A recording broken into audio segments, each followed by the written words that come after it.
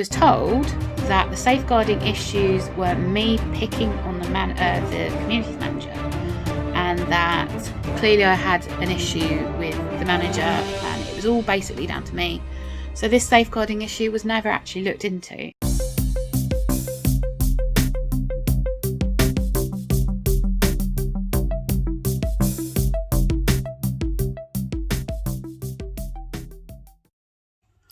Hi everyone, welcome back to the Potsie Zebra channel. Now today's video is very different, and one I wasn't sure whether to make at first, but I really feel this is important to share. So those of you that follow me know that there's been quite a lot of drama this year, especially in the EDS community in the UK. Now everything went online, which is amazing, and it's not just this year really, with COVID and everything, but here is a kind of timeline of things. So I got diagnosed with EDS back in 2009, so 12 years ago, coming up to 13. At the time there was no support at all, until there was like a website for EDS UK, which is the name at the time, which had a forum on the website. It wasn't very active. It was tricky to, get any replies, things like that. There certainly weren't any support groups or anything like that. And that was it. I think it kind of started to evolve gradually, kind of 2013, 14, something like that. And support groups started up. This was because there was a change of management, that kind of thing. Lara left to join the EDS Society and had new people come in. So I wanted to help because by this stage I'd accepted my diagnosis. I'd experienced a lot. I'd had lots of new diagnoses since the initial EDS, and I just wanted to do something to help other people who were newly diagnosed and use my experience of, not being diagnosed properly, struggling to get a diagnosis, all that stuff. So I became the Peterborough group area coordinator. I took over from somebody else, and that was in the August of 2015. Absolutely loved the role. I would do 4 meetings a year, face to face, obviously back then. We'd have a yearly meet up, a whole area coordinator thing. I think we had a weekend of training. And to be an area coordinator, you have to do certain things. You have to do a DBS check, which is called now. Back then it was called something else. You have to do basic training on things like safeguarding and counselling type stuff as well. And then to run meetings, you had to have a public liability insurance from the charity to do meetings. So there's a lot of stuff in place to enable to even be an area coordinator.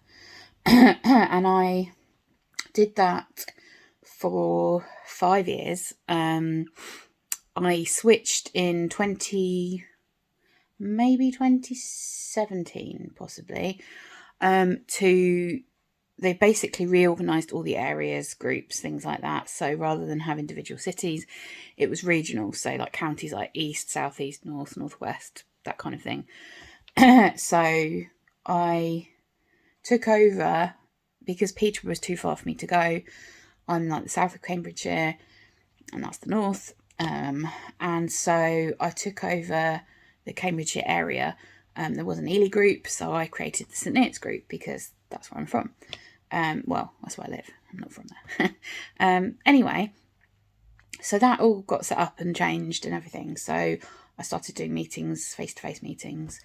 I do a lot online. I would make sure that I emailed all my members regularly. Facebook took off for the groups, the support groups then, and we got to know other area coordinators, and it was brilliant. Our manager at the time was amazing. She was very proactive in doing things and excited about trying new things, and was very organised, and we all got on really well.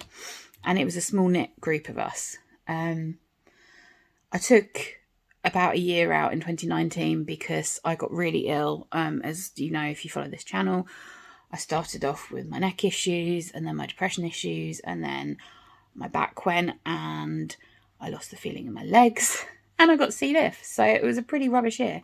And I started back up again at the beginning of 2020, and by this time we had a new manager who took over the area coordinators. And this is like the start of it all, really. So me being me, wanted to do more. So, I suggested, because a lot of our members, a lot of the support groups are kind of 16 and up. We have a lot of members who struggle to talk about stuff who are kind of 16 and under, especially like 10 and under. It's not often diagnosed as much, but there are kids out there. So I suggested a kids club, which I will show you in here, the message I sent. Now we have already got a book called the Ezra Stripes, I think. And I thought, well, obviously that's geared towards kids. So I approached in this message the creator of that book to see if she would give permission for me to use him as a symbol, because obviously that'd be ideal. And she said yes. And I took it to the charity, and they weren't interested. I don't know if I've got the messages, I'll put it here. They said they hadn't got the money all the time. I think at the time it was nearly May Awareness Month, so they said there was no time. Everything was taken up with May Awareness. They're very short-staffed. There's only 2 people who run the area coordinators, and so that was that. And that was shelved. So obviously COVID hit and we all went into lockdown, and before that, actually, at the beginning, I think, of when I started doing my meetings again before COVID, I suggested having a Zoom type function for people who couldn't make it to the face-to-face meetings. Again, I was told, no, that wasn't a good idea because they didn't have the money for it, and it would be quite tricky technology-wise, even though I'm very tech savvy and I could easily set it up. So that was kind of squashed, and obviously now that's like normal to have all that. So I threw myself into the online meetings and absolutely loved it. I miss those a lot, not just for my job, but also for the support I get as well. And things snowballed. Like, they noticed, obviously, members grew, things like that, and it was great. And then I was messaging kind of our manager, who most of you will know if you know who I'm talking about, begins with an N. And so I said that, we could be making more money from merch because obviously people are stuck at home. Online shopping's booming. Let's get some new merch and let's update it, because frankly, the shop online was awful. There was like 3 things. The quality had been complained about so many times about the t-shirts. We no longer stock the hoodies because of a manufacturing issue with like poor quality and stuff. I went out on my way to research and suggested suppliers that were cheaper. I even mocked up some designs of things like pens, keyrings, hats, water bottles, things like that, and sent those in. And if at any point I have these messages, I'll put them on the screen. I was told no, they're revamping the website, and in that time they'll revamp the shop, but also they don't have the space for the stock for the shop. So again, my ideas were just kind of got rid of. Obviously now I don't know what's happening with the shop, but funnily enough, an Ezra Club has surfaced and basically taken all my ideas, and passed off as their own, of course. But nothing's right. I've not really seen anything about that. They just mentioned it was there. They haven't promoted it. They haven't said what it is. There's been nothing about that. So that's exciting. And so quite happily did online meetings. I enjoyed it so much I took on more. I did just my St Neots one at first, but then a lot of people dropped like flies who couldn't manage it or got ill or just didn't want to do the job anymore. So I took on the South East as well and did the Bedfordshire meetings because that is where I'm from originally. Quite happy to combine the two. My knowledge of the hospitals and doctors and stuff around there, just as good as St Neots and Cambridgeshire, so did that. And it's great. And it worked for a few months. And then my suggestions would come again as to how we can make the groups better and how we could progress things. And that fell on deaf ears. And then I was told by our communities manager that I was being too pushy and that I shouldn't expect so much. And basically I should ease off because things are under control apparently. Like they were having all these grand plans. But we not ever got shared any information as area coordinators. We kind of were left in the dark about a lot. And I remember once I was watching one of the lives that started happening on a Friday. And in that, the communities manager said something along the lines of, oh, we have 3 or 4 new Wales groups, but I really shouldn't say anything. Well, it was news to us, all of us. And we weren't even aware that this was a thing, and that was quite like shocking that we weren't really told first. And this happened a lot where stuff would go public, either on the actual official way or non-official, and then we'd be asked by our members what was this, and we had no clue and looked stupid. So that was a major point, and I think that still happens as well. But then the trouble was that they obviously, I'm really pleased that things took off for support groups because we have more and more and more, and we're in lockdown and we still run those groups, but more area coordinators being recruited at a crazy rate and not properly. So when I joined, I had to have a phone interview to check if I was suitable, and then once I'd done that I had to fill in a load of paperwork, and as I said before, did some training and had to tick off all these things, and then I think I had to shadow somebody for a while and all this. But all of a sudden we had all these new people join, and quite a lot of them didn't last long, and a lot of the area coordinators all agreed that they were there just to kind of for their own benefit, to get all this inside info and then go. We had many meetings with the management to say that we felt uncomfortable that we'd attended like newbie Zooms and they hadn't got a clue what was going on. When we'd have like a week, I think it ended up being fortnightly, well, the area coordinators came on a Zoom with the office. We basically were like told that anyone new who joins, there was a checklist on an Excel spreadsheet of things like having a tutorial how to use Zoom, and then like how to do various other things in that role. But a few people who joined had told me they hadn't done any of those things, yet they were being allowed to run meetings. And then all that kind of stuff was going on in the background, basically. So to cut a long story short, it ended up being that I had a member who had a safeguarding issue. I'm not saying what that was. I contacted our safeguarding manager, which was our communities manager, and she wasn't contactable at that time. I was panicking, not knowing what to do. So as you'll see on the screen, I sent a message to our Facebook group for our area coordinator saying, what do I do? And that then took till the next day. I then had to phone various different people in the office to say, like, how do I get hold of my manager? Because she's just ignoring me. Then when eventually did, basically the excuses kept coming of it was the weekend, I had family round, and obviously we all have lives of our own. But if you were on call to be a safeguarding person who knows what to do, it's like if you're an off-duty doctor, you don't just turn your phone off. Like, you've got to be there. And then after that, we had millions of excuses of anything that happened outside of office hours. It was a massive inconvenience. Like, oh, I've been working till 7 or 8 o'clock at night. Like, I used to work in London as a PA, and my contracted hours were like 9 till 5. But I rarely did those because I'd be in early, I'd be there late. I'd be doing extra stuff. We had offices in America, so I'd be 5 hours, at home, working from home. I'd have weekend stuff. I never complained because that's part of your job. Then we've gone through various assistant community managers because they'd never last, and we just assumed they were fed up with the job. But I think since having all this happen, we know it's the manager that's at fault, because the manager basically came in when I was off in 2019, so I didn't really get to know her that well at the beginning. But since all of this has happened, other people have left.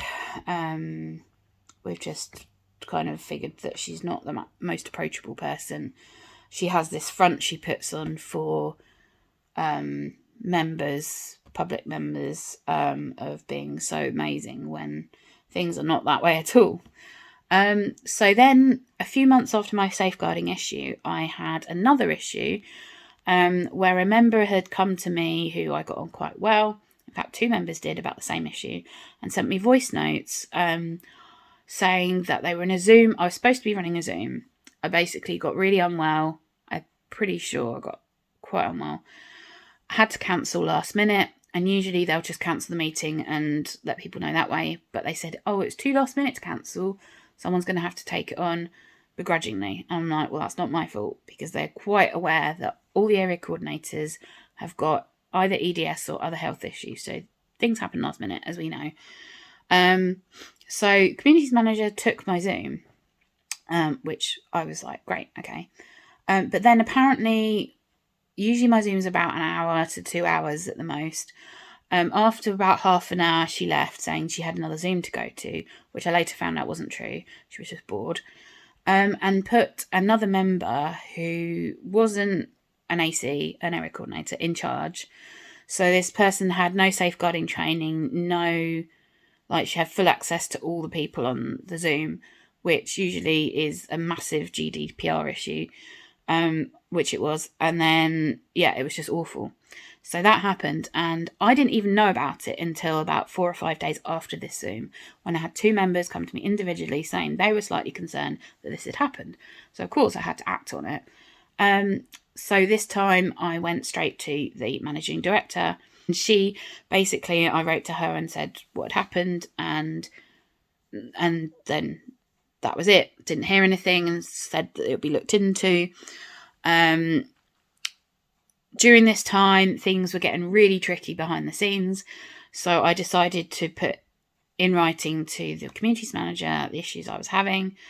This got, I'll probably put some of it on the screen, but this got very kind of crazy. There was things, I was just being honest, and I was getting bullied back, basically.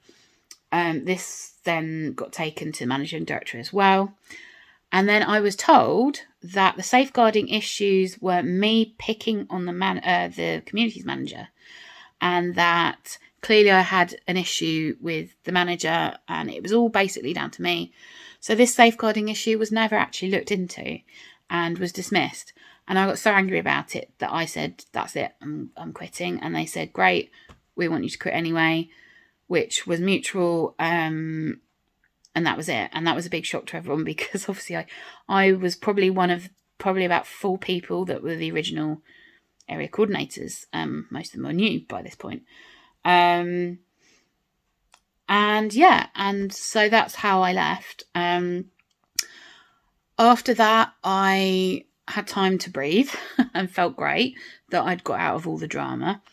And then, to my shock, I had a lot of people come forward, because I was very honest and vocal about it on Facebook, which I think you should be. A lot of people came forward who'd already left or were thinking of leaving, saying the same thing had happened to them. So this shows it's not me, really. I mean, I'm sticking up for myself and being honest, but the same thing had happened with this same person, communities manager. Yeah, all the same. I even found out that one of the area coordinators, who had more to do with the charity than most, actually has grounds for, this person could basically be fired because of the bullying that happened. I still get people messaging me who are saying, oh my gosh, you were right. this person is like bullying me. I don't want to be an area coordinator anymore. I can't do anything about that now. But I do say, just follow your gut. Like, I will support you if you want to leave. But I've been stabbed in the back too much, because the other issue I had is when I stepped down, I was very open about why I stepped down and the issues I'd had. I set up my own group called UK Zebras Unite. So it had nothing in the title to do with EDS UK at all, apart from the UK, but we live in the UK. Hello. Can't copyright that. And wanted to set up my own group, and I did so. And when you set up groups, you click invite all, anyone who you're friends with on Facebook. That was great. I got quite a lot of good response. People who wanted to support me, who were either nothing to do with EDS UK anymore, or they still were. But they knew it was my group. That was fine. So we'd chat on it. I'd do occasional rooms chats where, you can get 5 or 6 people chatting once a week. A lot of people followed me who I used to support. That's their choice. And then out of the blue, I got told because I have quite a few good friends within the charity still who tell me what's going on. I got reported back to me that in the East of England group I used to run, basically this communities manager had posted all this slanderous stuff about me, saying that I was no longer involved in EDS UK, and anything that I was posting on Facebook about it was nothing to do with EDS UK and all this. It transpired that somebody who had joined my new group had either deliberately, I still don't know, or hadn't realised that it was nothing to do with EDS UK, had screenshot most of my stuff, I don't know what, messages, or I don't know what it was, to, I guess, the communities manager, probably. I don't know. Thinking that I was still part of EDS UK and I was claiming I was. I certainly wasn't. I wanted to be as far away as possible from that horrible charity as I could. So I don't know where that came from. And obviously, I've never deleted anything from my UK Zebras Unite. So if you want to go on that Facebook group and put in a search for EDS UK, you'll find nothing comes up, because I've never talked about them on that group. And anything I have said on a messenger thing is in confidence, and it's never been about people there. It's been about situations. It's very odd. And so I got stabbed in the back by a few people. So I don't trust anyone anymore who says, oh, I'm hoping to leave, because I've had 4 people come to me saying they're going to leave and never do. And then if I invest too much and I'm honest and say stuff, then it will get back to the wrong people. So you just have to be careful who you speak to, and I'm very aware of that.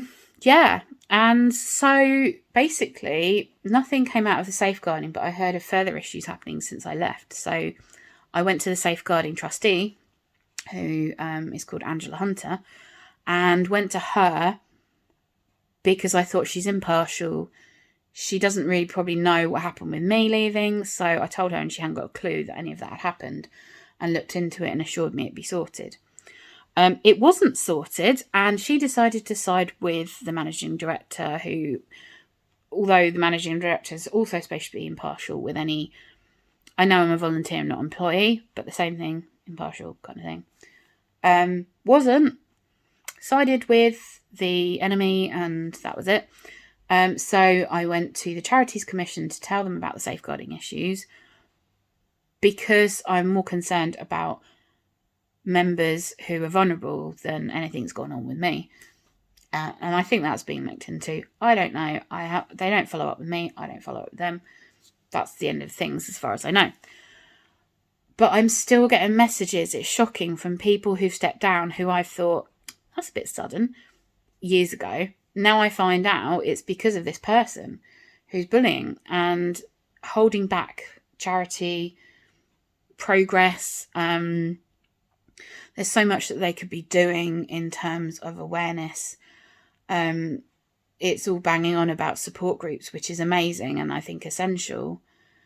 But they're getting people in who aren't really coping that well. People who, they rely a lot on social media. They're getting in people who aren't on social media, people who don't really cope well. We had a few people who had a lot of stuff going on in their own life. They didn't have time to run a support group yet. We were told, oh, well, we're supporting them. They're still allowed to run the support groups. But then I was getting people from those areas where their support groups were basically dormant coming to me saying what's happening. And I couldn't tell them. It's a mess. It's a huge mess. And I don't know what's going to happen in the future. But I wanted to get my side of things out there. When they slandered me all over Facebook, the East of England group, about, oh, I'm nothing to do with it, they never even actually made an announcement I'd left, which a lot of people didn't realise. I told my own members that I was leaving. But people didn't realise, and this still happens. When someone steps down, whether it's for just their own personal reasons or whether they're forced out, there's no announcement, so no one realises. So if you're in a support group and suddenly your support goes, it's like, charity don't care. So I actually got legal advice over that because they were saying stuff about me that wasn't true. Anything I've said on this video is true, and I can back it up with facts. I'm not going to make stuff up, and I'm not going to say stuff I can't back up. So that's why I'm doing this video. So it's got so out of control, and I'm so glad I have nothing to do with them. I do run UK Zebras Unite still, and I have a lot more to do with other charities. It's a shame to see that what used to be such a supportive environment for the volunteers, and it's just not now. It's just people are fed up. They're not getting anywhere. I mean, there was a whole thing last year that they were going to bring out all these different languages in the leaflets. I think some of them exist already, like Punjabi and Hindu. But they were bringing out French, Polish, Welsh, and Wales is a huge part of our group. It's part of the UK. Yet it's neglected so badly in the charity. And my uncle, who actually translated a version for them, spent a lot of time on that because they wanted it. They said they wanted it. Has it been used? No. Has he been approached about using it? No. It's a waste of time.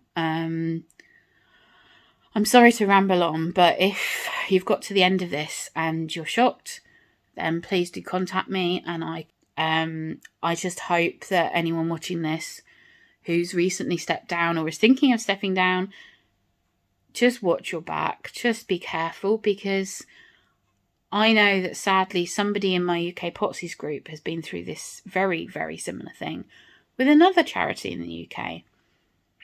I won't say which one, and I won't say who, but you know who you are if you're watching this. It shouldn't be happening. We're giving up our time for free. A lot of the members didn't realise that. I would give up many hours a week, quite happy to, not being forced to. But then, we're never thanked for it. I didn't ever feel appreciated at all. Not at all. Well, not with the new management. The old management, 100% all the time. Since the current communities manager took over, nope. So, plus, it doesn't help when they don't have EDS themselves. One member of staff does. That's it. One. What do you think? Bye.